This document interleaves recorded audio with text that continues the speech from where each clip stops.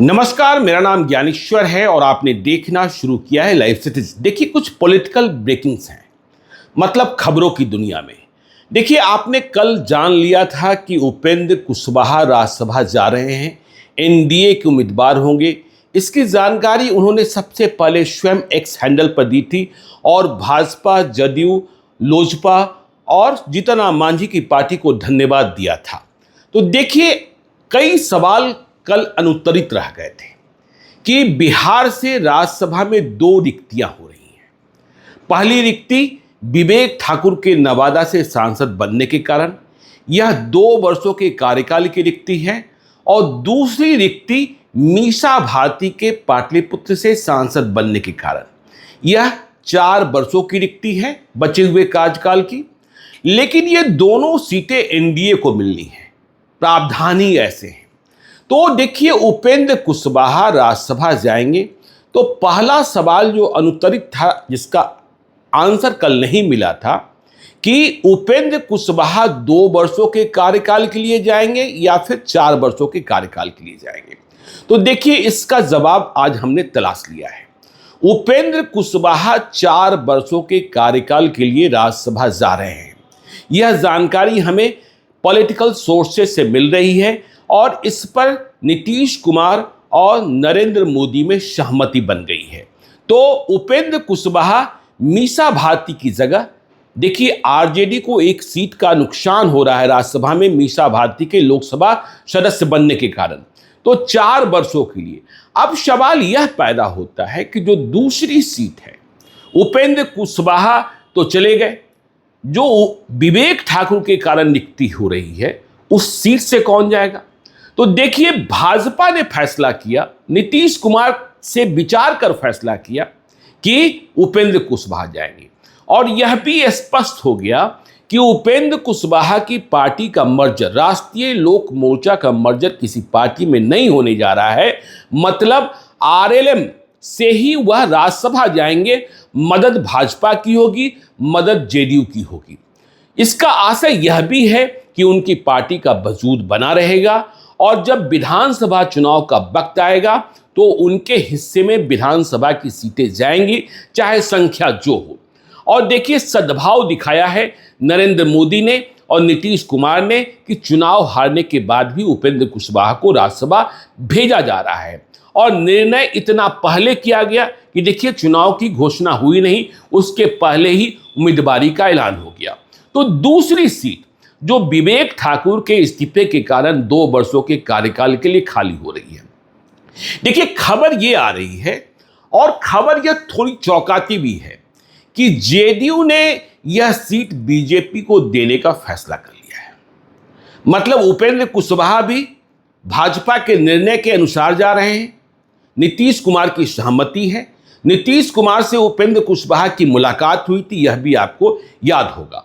तो जैसे ही दूसरी सीट भी बीजेपी को मिलने जा रही है राज्यसभा की, बीजेपी का अपना गणित है, जेडीयू से इस बात पर विचार किया गया है, राज्यसभा का आंकड़ा है, तो दूसरी सीट पर बीजेपी, अब इसका आशय यह है कि जेडीयू से जिन नामों की चर्चा थी, चाहे वे केसी त्यागी हों, जेडीयू के बड़े नेता हैं, जेडीयू के राजनीतिक सलाहकार भी हैं, पार्टी के राष्ट्रीय प्रवक्ता भी हैं, और बहुत लंबे वक्त से प्रतीक्षा सूची में हैं कि उन्हें राज्यसभा भेजा जाएगा, तो वे रेस से बाहर हो जाएंगे।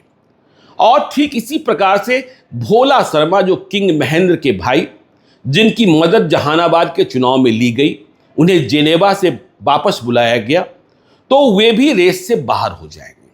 तो सवाल यह पैदा होगा कि दूसरी सीट पर कौन जाएगा।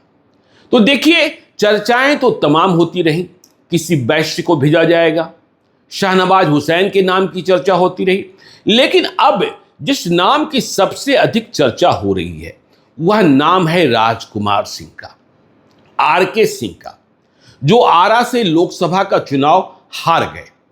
लेकिन खबर यह है कि प्रधानमंत्री नरेंद्र मोदी आरके सिंह को पसंद करते हैं। देखिए, आरके सिंह एक काबिल प्राधिकारी हैं, देश के गृह सचिव रहे, जब बिहार में थे लालू यादव के कार्यकाल में भी काम किया था, तब उन्होंने ही लाल कृष्ण आडवाणी की गिरफ्तारी कराई थी। तो आरके सिंह की काबिलियत पर यह दूसरी बात है कि उन्होंने कार्यकर्ताओं को भाव नहीं दिया, इसलिए चुनाव में कार्यकर्ताओं ने दुश्मनी निकाल ली। फिर काराकाट में पवन सिंह का जो फैक्टर रहा, तो मोदी जो हैं, जो खबरें हैं कि आरके सिंह को दिल्ली में देखना चाहते हैं।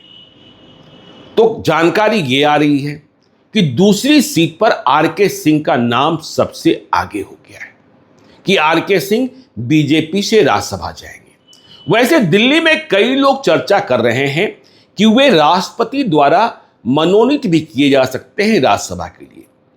राष्ट्रपति के मनोनयन के कोटे में 4 सीटें खाली हो रही है राज्यसभा की 13 जुलाई को। लेकिन वहां प्रावधान यह है कि जो मनोनयन होता है वह दलीय नहीं होता है, पार्टी के लिहाज से नहीं होता है। हां, मनोनयन के बाद जो मनोनीत किए गए हैं उन्हें 15 दिनों के भीतर यह फैसला करना होता है कि क्या वे किसी पार्टी से जुड़ना चाहते हैं। जैसे राकेश सिन्हा बेगूसराय वाले, वे भी राष्ट्रपति के द्वारा मनोनीत किए गए थे, लेकिन भाजपा के सदस्य कहलाते हैं क्योंकि वे भाजपा से मनोनयन के बाद जुड़ने का ऐलान कर दिए थे। तो आरके सिंह के नाम की चर्चा है कि वे दिल्ली पहुंचेंगे। अब राज्यसभा की दूसरी सीट से यह 2 वर्षों का होगा या फिर राष्ट्रपति के द्वारा मनोनीत होकर। देखिए, इस बात को दम इसलिए भी मिल रहा है कि आपको याद होगा कि जब केंद्रीय मंत्रिपरिषद का गठन किया गया, नरेंद्र मोदी तीसरी बार प्रधानमंत्री बने, तो बिहार से किसी राजपूत सांसद को मंत्री नहीं बनाया गया। इसे लेकर बहुत सारी चर्चाएं हुई। राजपूत समाज में विक्षोभ भी दिखाई पड़ा, गुस्से में दिखाई पड़े, जबकि बीजेपी से ही 3 राजपूत सांसद चुनाव जीते, राधा मोहन सिंह, जनार्दन सिंह सिग्रीवाल और राजीव प्रताप रूडी। सुशील कुमार सिंह औरंगाबाद से हार गए, आरके सिंह आरा से हार गए। और यदि हम घटक दल की बात करेंगे तो देखिए, घटक दल में लवली आनंद शिवहर से जेडीयू की सांसद बनी और बीना देवी चिराग पासवान की पार्टी लोजपा आर से वैशाली से सांसद बनी। तो आरके सिंह के बारे में यह भी चर्चा होती रही है कि वे जम्मू कश्मीर में राज्यपाल बनाए जा सकते हैं मनोज सिन्हा के बाद। तो आरके सिन्हा का एडजस्टमेंट कहीं ना कहीं हो रहा है। तो आरके सिन्हा यदि राज्यसभा की दूसरी सीट से जाते हैं तो भाजपा के भीतर जितने दूसरे दावेदार थे वे पीछे छूटेंगे। लेकिन यदि जेडीयू दोनों सीटें बीजेपी को दे रही है, उपेंद्र कुशवाहा भी उनकी ही सीढ़ी से जा रहे हैं, तो फिर जेडीयू को क्या मिलने जा रहा है, यह भी बड़ा सवाल है। तो खबर यह है, देखिए, अभी आपने देखा कि बिहार विधान परिषद में जो एक वैकेंसी हुई, रामबली सिंह चंद्रवंशी की सदस्यता खत्म कराए जाने के बाद आरजेडी ने ही सदस्यता खत्म कराई। उसे कहां पता था कि बिहार में महागठबंधन की सरकार खत्म हो जाएगी, एनडीए की सरकार आ जाएगी और 1 सीट का नुकसान हो जाएगा।